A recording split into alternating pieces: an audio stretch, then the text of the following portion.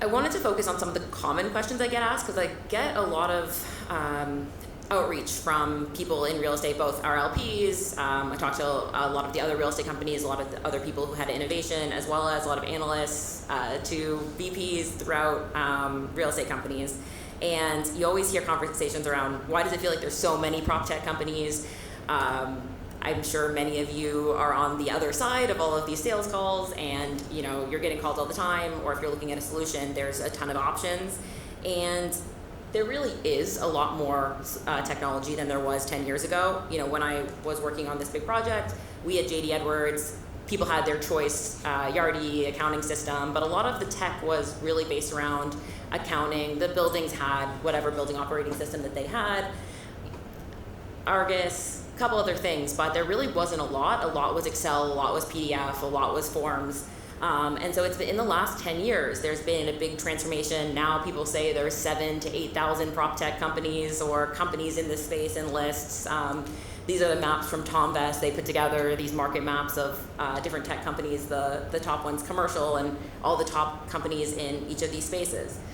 But if you think about it, the bigger names, VTS, Matterport, Honest Buildings, for those of you who use that, they started in 2010, 2011, and that's what the year that they were founded. So we actually are pretty early, and in the last 10 years, there's been a lot of change, not just in real estate, but in tech in general. So this isn't a very easy to read chart, but basically what it's saying is that across industries, we're using a lot more software applications than we were before. So this is showing between 2017 and 2020 that the amount of SaaS platforms, or software as a service platforms, used by Okta customers, which they have insight into the different tech companies that people are using, has grown 50 to 100% across industries. And so companies are typically using somewhere like upwards of 100 different software in their company. So it's a lot, it's happening everywhere. It's been really driven by the move to the cloud. Everyone's heard of the cloud now. Some people know what it is, some people don't, but it has enabled the move away from client servers, mainframes. Now it's easier to start companies, and so we're seeing more companies get started than ever before because they don't have to buy servers and do all the infrastructure and costs that was required. We're seeing more buyers than ever before. It used to be that IT was the real buyer of technology. Now any of us can go online and sign up and start using a software. You should ask permission, but you don't have to. There's lots of rogue buyers within real estate companies. It's a real pain for IT organizations that are trying to evolve and figure out, they did help desk. I know at Dream back in the day, they were really a JD Edwards shop, and so the tech team was really JD Edwards support team. And so in that time, technology companies or the technology organizations have really had to evolve to support all these different software, and they're not going to be experts in all the different software, so they're trying to figure out the data architecture, the infrastructure, how to be a good partner to the business. And so there's a lot that's happening within sort of organizations, and it hasn't been happening for that long. The question of who's responsible for prop tech or tech within organizations also comes up a lot. So we've heard of, I think this panel, the earlier panels, you see a lot more innovation roles, data roles, different kinds of customer experience. So there's all sorts of different roles. Obviously, the tech teams have a big role to play, but they can't be the only driver, especially depending on what your tech organization looks like. I thought it was interesting, Tiffany this morning talked about how they have 3 voting members on their IC at UBS that have a data background. So that really starts to change the dynamics and the conversations at the most senior level. But I don't think there's any way to get away from the business being very involved in technology, and I think that's where a lot of projects fall down, is if, the innovation team, the tech team, they can be really good partners. I think that there are organizational strategies that they need to have. There are capabilities that people, if you're on the asset management team or in property management, you have never assessed technology. You don't do you have a job. You're not researching all of the different options out there. You aren't thinking about, you don't know how to think about cyber security and all the different aspects. And also, project management, you have a full-time job. Most people have a full-time job, and then they're asked to help with tech projects on the side. And so I think that there's a lot of roles that tech and innovation and all these other roles can fill in to help the business. But I've seen many times where somebody in insurance, the underwriting team, in real estate, the accounting, or some other group, or the data group, they are trying to understand what is the best data that we can have so we can do the best analysis. And if they design the software without being close enough to the people that are doing the job, they make it really, really difficult for the building operator or the salesperson, leasing, whatever group it is, to actually do their job. Because unless there's, some of the carrier products, there's a lot more data collection that's automated, but a lot of the data collection isn't automated. And so if you're asking people to do more work to collect data and that gets in the way of their job, it doesn't feel nice, it doesn't help them. So I think that it's a balance of how do you figure out what data you're looking for, and also how do you make people's jobs easier, and especially in the process of implementing tech. And so that kind of goes to on the other side, how decisions are made. I think that there are things that should be centralized. I think that the tech team should be involved in analyzing opportunities and giving guidance, but there's a lot of people that can get in the way and be a bottleneck, and so there has to be a risk assessment of how many people does this affect, who are the users, is there an opportunity for people to use technology to help their job, and does it have to be the same across the entire portfolio, or does it have to be able to talk to each other? Because every region, every building, buildings are snowflakes, so what combination of software and hardware do you need to, over time, be able to see across your portfolio, and where can decisions be different versus where they need to be the same? So I wanted to touch on pilots.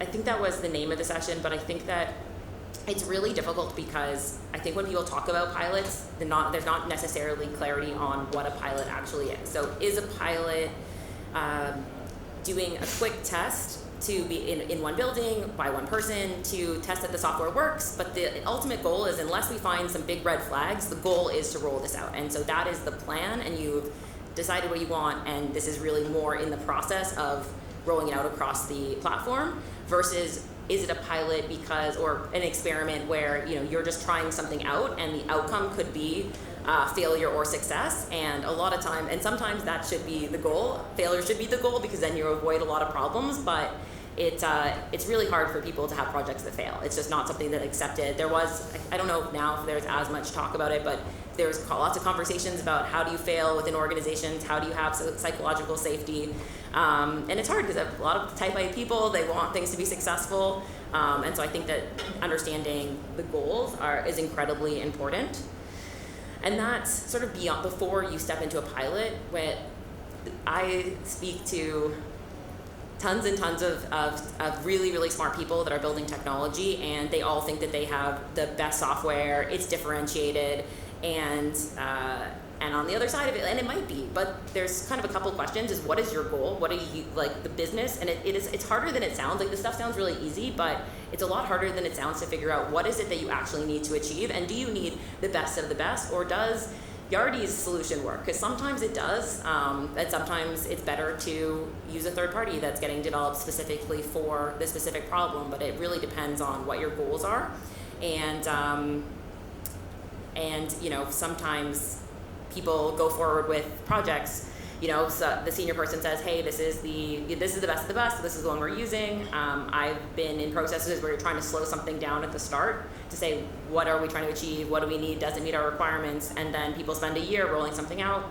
2 years later, you rip and replace, and it's a really painful process, and this is the kind of things that makes people not like tech implementations and dread it, because it's just more work and doesn't get the results that are required. So a pilot per se wouldn't have necessarily solved that problem specifically, but understanding the requirements and trying to make sure you're spending your time on the best solution for you, not necessarily always the best solution.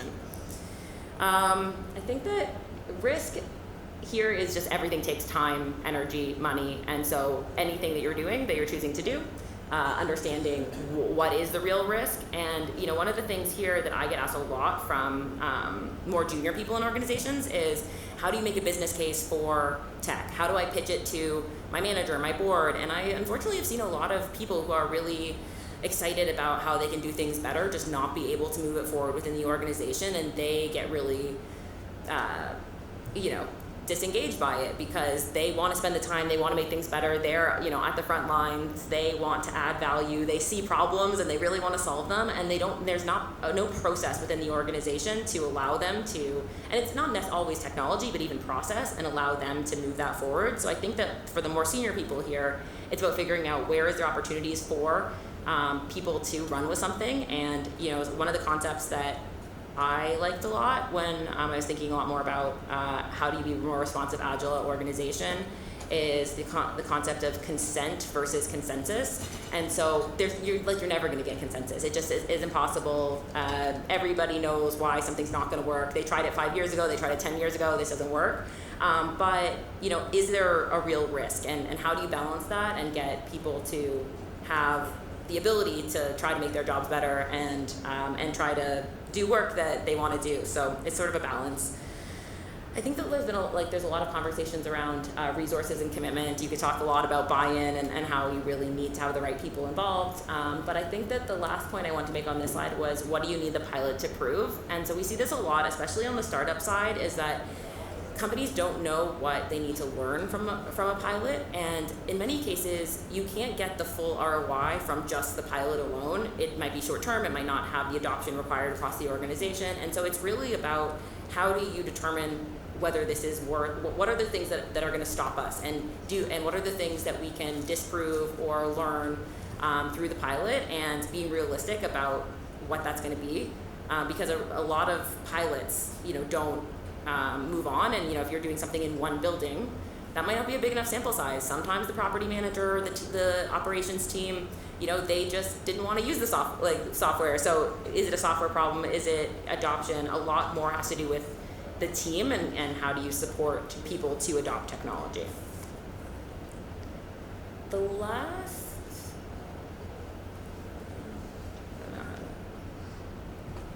if you can get it to go to the next, but the last comment I wanted to make was, as an investor around, one thing that I see a lot, and I saw Christine's one of the companies in our portfolio, and so we were talking about this the other night, is it's, sometimes companies don't really necessarily know what it means to work with an early stage startup, and there's nothing wrong with working with earlier stage or more mature companies. They're different, but the benefits of working with an early stage startup is often, you have really, really smart people that are leaving their jobs and dedicating their lives and taking a lot of personal risk to focus on solving a problem that they see.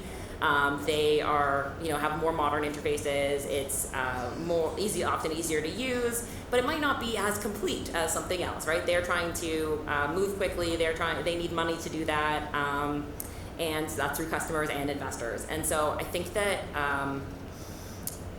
the benefit of working with early stage particularly is that you can have a lot of influence and work really closely hand in hand with some of these companies. But they won't always have a Yardi integration when they get started. And oftentimes they need you to advocate, because yes, everyone's moving towards APIs and open systems, but the bigger players and the incumbents still need real estate companies to advocate for the software that they want integrated and for things to work more smoothly. So I think that a lot of times things aren't as integrated in the background at the beginning, but they will be. And so I think figuring out what you need today versus what you need in the future. But also recognizing that startups, everyone is resource constrained, but startups are more resource constrained than you. Typically funding cycles for venture-backed startups are, every 18 to 24 months. So you're meeting them at some point in that, and they they have investors like us. We look at how much cash do you have until you run out of, until you're out of business. And so, and they're trying to prove the momentum and customers for that next round of financing. So I think that when people work with them, you don't want to get stuck in this pilot purgatory of, we're kind of doing something, we have one customer and they haven't proven out that they can land and expand. And so it's, I think incumbent on the industry as well, if we want to see innovation, we want to see these companies succeed, trying to be thoughtful about how we give feedback, and also for everyone's sake, not just startups, but for yours as well, thinking about how do you be really committed to doing something and making the time and effort to do something, and then be able to figure out if it works or not. Because there's really incredible companies that are out there, and they are looking for partners. And I think that the industry only changes with a mix of the incumbents and all these entrepreneurs who are going to push the industry forward, and it kind of takes everybody. So that's what I had to say so far. I think there's a few minutes left if anyone had questions, but this is something that I'm very interested in. I think that tech adoption has a lot to do with like psychology and how you actually change large organizations, and it's really, really hard. Anyone who works in innovation or technology or has worked on tech projects knows it's really, really hard to get from here to there, and it doesn't always feel smooth in that interim. So, any questions? What are the challenges in terms of rolling out new hardware, new equipment versus SaaS type solutions? So it depends. I mean, I think that there's opportunities. If you have a large portfolio, there are opportunities to try things out. It's, it all depends on the costs, how it's financed. I think that there are big risks of making decisions that are going to be and rolling them out too quickly across a larger part of the organization. So I think there is a cost to trying things out in one building, but there is an opportunity to create, smart building pilots and test out how things work together and try to figure out what are the requirements for our buildings and how does it connect in. But it's not easy, and you need sort of a group of people to work together to try to figure out what those solutions are. And I think people always talk about how real estate has been slow to adopt technology. But I think there's one is there wasn't that much tech for them to adopt before. But there's also, it's complicated. There's hardware components, there's different owners, there's different managers, everyone has different incentives. We heard in the last one, do tenants care? Does it impact leasing, whether or not you have LEED certification? And so there's a lot of different parties that are involved, and so I don't think it's easy, but I think that it's analysis of, and there's more interesting financing now, especially around anything that's energy related. I'm not sure if that answers. Just about your firm, do you focus strictly on commercial estate, or do you look at other industries as well? One of the things that we a lot of us in this industry is it's hard to do it from the inside, and so we've been looking at other industries and how they've disrupted. We've seen a lot of presentations about other industries. Are you guys looking at other industries to see how those are being disrupted? Yeah, so we focus, my team focus specifically on real estate across asset classes, but we work with we're sort of part of a larger fund that does fintech, mobility, and other things. And I think it's a mix though, right? I think that we're starting to see multi-time serial entrepreneurs, people that have a lot of experience, look at the real estate industry across, some in commercial, but also a lot on the residential side, and say, why does this work this way? And come up with some clever solutions and big ideas. But you need the balance of both the outside thinking and the inside thinking, because I think that there's some things that people, you can look at it and say, why does this work this way?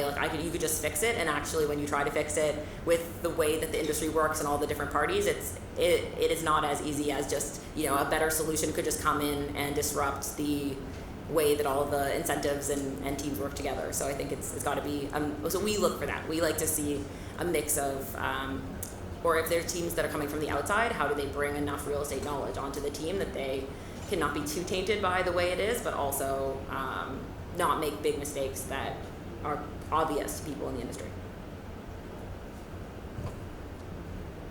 I often see pilots that seem like success on the technology side, but from the business standpoint are actually failures, particularly around your comment about ROI and timelines.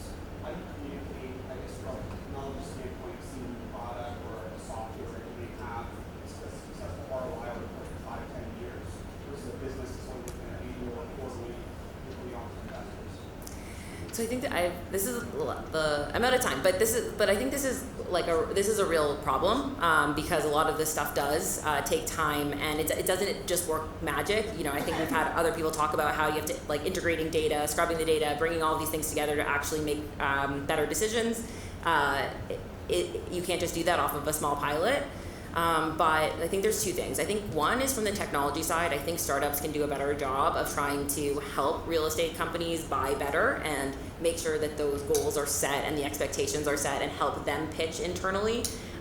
It's sort of both ways, but trying to get an understanding of what's realistic expectations from the pilot or year one versus over time. And I think people, in some cases, you have to believe, the people have to believe that there's going to be a longer return, and you're seeing the signals of that. So part of it is this storytelling and making people feel confident that this is a worthwhile investment to scale up and that we are going to see the returns. So I think it's kind of both. So I think it's both about setting expectations and also like, understanding, does it actually,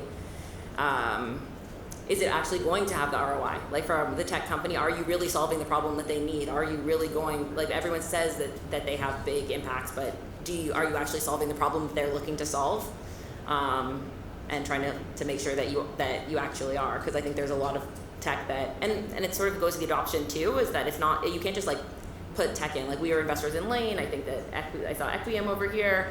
Tenant engagement is not just like a software that you can plug in and say, okay, now we're gonna have better tenant engagement. There's also strategies around how do you manage buildings better, what are tenants looking for, what kind of amenities, what kind of services, do we want to be more hospitality oriented, are there other things that we should be doing, and so I think sometimes it's a mix of, it's not just the technology alone, it's how the processes and ways you do things have to change. Anyways, thank you very much.